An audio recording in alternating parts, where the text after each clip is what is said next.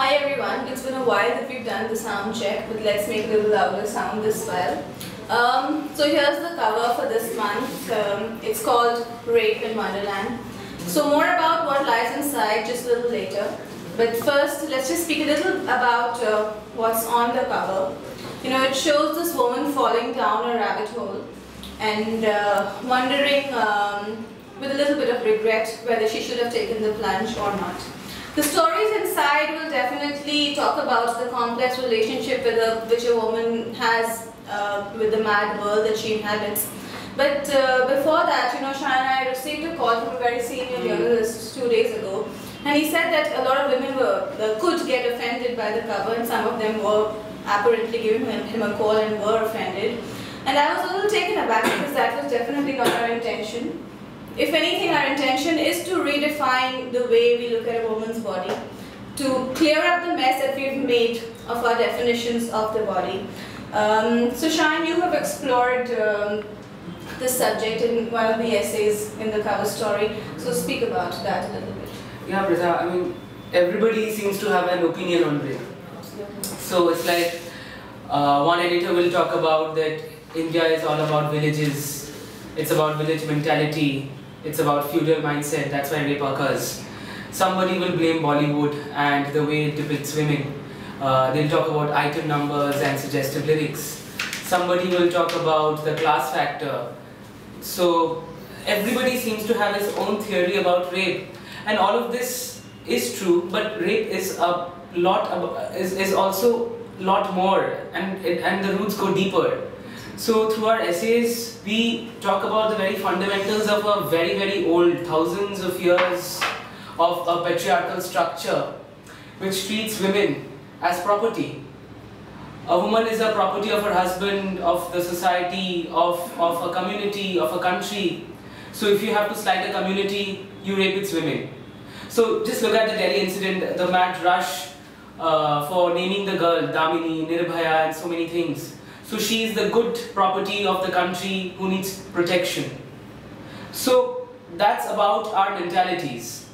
On the other hand, the point is that rape can occur anywhere. It can occur in the village fields, it can occur on the streets, it can occur at home, it can occur at a workplace, and everywhere basically. And so from the fields of Nondigram to the protests of Jantar Mantar, to fairs in Bihar, to the silver screen, we have taken several journeys through our cover essays and interviews to try and explore this issue in all its nuances. Absolutely, and speaking of the protests, you know, Shan, there's often this liberal discourse which takes a critical look at all these protests and talks about how they're not actually inclusive, how it becomes just a middle class affair. But although it is important to have a critical look at all of this, but as Shashwat points out in his essay, and he cites Mumia Abu Jamal's response to feminist Salma James, when she asked that, you know, why she's talking about the Occupy Wall Street movement, and she says, why is this movement so white? And Mumia Abu Jamal says that, you know, then get your ass over there. If it's white, darken it, turn up, participate, make it yours. So I think it's very, very important that we speak about mass mobilization across social locations. That's what is the need of the hour today. We can't just keep getting critical. It is absolutely important to celebrate the mobilization that has already happened, and we need to participate more. At least it's opened up a Pandora's box of so many issues which were otherwise not really discussed. Absolutely. And you know, speaking of that, there's another very populist discourse about punishment. Yeah. This mad clamor for capital punishment, about which the central government is talking, something which has not been advocated by the Justice Verma Committee. So judiciary is also again a very important strand of this debate. So, and in that context, we have a very important interview with Pavan Verma, which Nidhi Dogar has done, and he's come up with a new book called the Chanakya's New Manifesto, in which he points out what really inflicts our democracy, and talks very pertinently about the problems of our judiciary.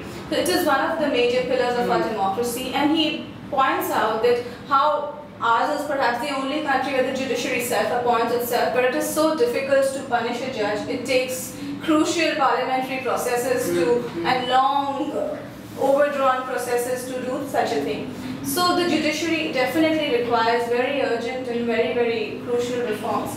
So the interview talks about that. And there are many more interviews alongside Pawan Verma's, and I think we should also talk a bit about the other columns. Like for instance, this month's Pop Goes the Culture, in which Thomas Crowley talks about the T3, the international terminal at the Delhi airport. Now readers of Kolkata will find a resonance here because Kolkata's first international terminal was just inaugurated a few weeks back. Now Thomas talks about a very an experience which is completely removed from the reality, the day-to-day reality that you experience. I mean, the moment you walk into a terminal, whether we talk about the architecture or the duty-free shops, it doesn't speak about which country the airport is located in. So that's a very interesting experience that Thomas talks about in his column. Then there is the photo essay. I think absolutely. So many interesting images have been conjured up in the columns, but there are some real photographs also this time in the magazine, and it's the first of a series of photo essays which we will be carrying, and these are called nighttime. It's a nighttime series, and it's a beautiful photographic exploration of the night through various images. And this particular one, it documents a nighttime cattle camp, which is a refugee camp in the drought-ridden districts of Maharashtra. So it should be a very interesting and provocative flip through. Yeah, and as Pritha says, this is the first in the series. So then next month, the person who's done the photographs, Orko Dotto, will explore some other space at night.